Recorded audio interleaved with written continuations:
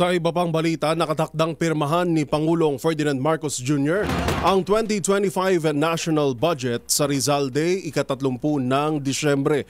Ito'y matapos ang mabusising pag-review ng Pangulo sa kontrobersyal na panukalang budget na inihain ng Bicameral Committee para sa susunod na taon. Magbabalita si Leth Narciso.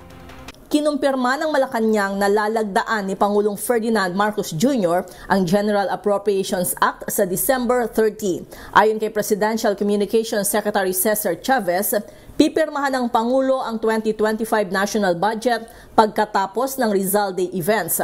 Sa naunang anunsyo ni Senator Amy Marcos, gaganapin ang ceremonial signing ng pambansang pondo sa susunod na taon sa Lunes ng umaga sa palasyo. Una nang sinabi ni Pangulong Marcos na lalagdaan niya ang higit 6 na trilyong pisong budget bago matapos ang taon at hindi magkakaroon ng reenacted budget. Nitong mga nakalipas na araw, puspusan ang ginagawang pagbusisi ng Pangulo kasama ang kanyang economic manager sa national budget, partikular sa mga insertion na hindi kasama sa original na budget request.